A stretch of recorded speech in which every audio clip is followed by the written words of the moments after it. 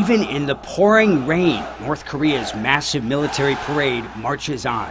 Rain-soaked citizens of Pyongyang turn out in droves for the spectacle of new long-range nukes, two-stepping troops, and to prove their loyalty to leader Kim Jong-un, joined by dignitaries from China and Russia. Images of his ruling Workers' Party 80th anniversary spectacle beamed around the world on state TV, but almost no visitors or media from the West. A sign of Pyongyang's strategic pivot away from the U.S. after Kim and President Donald Trump's failed diplomacy. And I've had some very personal conversations with some North Koreans about President Trump. Tour guide and filmmaker Justin Martell is the only known American to visit North Korea since the pandemic. He went in February during a brief 3-week reopening before the doors sealed shut again. And I even had one North Korean say to me, Trump is a good man. Not a great man like we have, but he's a good man. But at the parade, North Korea rolled out what it says is a new long-range missile. They claim it can hit the U.S. mainland. State media calls it the Hwasong-20, North Korea's most powerful nuclear weapon, using solid fuel for a surprise launch. North Korea showed off other weapons too, hypersonic glide vehicles said to be nearly impossible to shoot down, drones, tanks, even weapons reportedly used against Ukraine. Some of the biggest applause for North Korean soldiers who fought in Ukraine, alongside many others who died. Kim praised his fighters. His growing arsenal, a warning to the U.S. and South Korea. Denuclearization is off the table. Massive display of patriotism, of military force. 10 years ago, I watched a parade just like this for the ruling party's 70th anniversary. It's easy to get caught up in the spectacle of all of this, but when you look into the faces of the people who are marching in the parade, they are physically exerting themselves. It's quite taxing, and some of them are even overcome with emotion. How does it feel to be part of something like this? I feel proud to be a Korean, he says, and proud to have a leader like Kim Jong-un. It was a great parade, she says, and after seeing and hearing our leader, we've pledged to do our best to build a strong country very soon.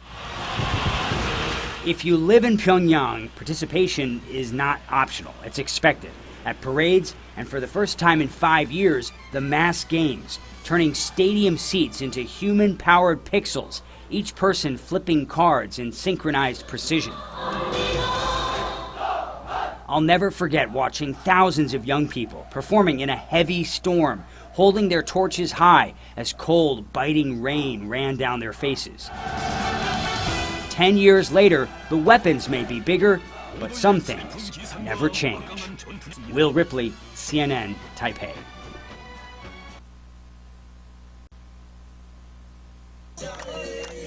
From celebratory dancing in the streets of Gaza to tears of joy in Tel Aviv's hostage square, Israelis and Palestinians have waited 2 agonizing years for this moment. A ceasefire agreement has been struck.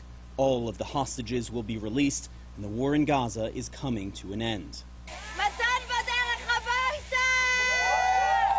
Amid celebrations, the Israeli cabinet convening to formally approve the deal, which will trigger an immediate ceasefire. Israeli troops will begin withdrawing from parts of Gaza while holding on to 53% of the Strip, according to an Israeli official. Within 72 hours, humanitarian aid will surge into Gaza and the hostages will go free. President Trump, you have the best crowd in the world. What do you guys have to say to President Trump? Thank you. Thank you. You did it. You did it. Thank you. Thank you. This is amazing. The hostages will come back. They're all coming back on Monday. Amid a full-court press from the United States, a deal brokered in Egypt quickly rippled through the region. Whoever doesn't have internet and is not aware, the war is over, this journalist shouted in the streets of northern Gaza. A ceasefire has been agreed.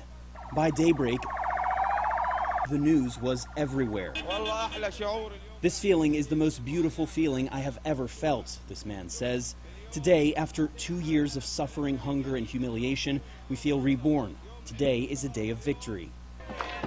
Israel has yet to declare it, but mediators from Egypt and Qatar say this deal will lead to an end of the war.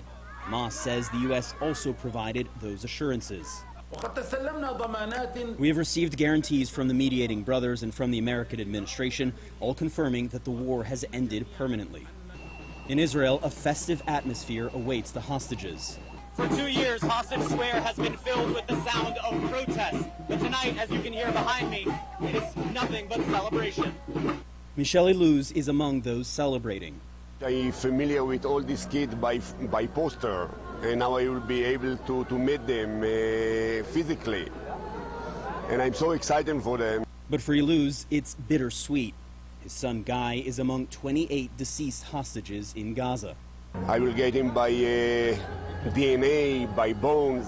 How can I recognize him? How can I be able to bury him without to recognize him? And I'm so afraid from this moment because it's kind of starting of recovering. I hope so. Adding to the uncertainty, Hamas doesn't know the location of all hostage bodies, and Luz doesn't know if he'll ever get closure.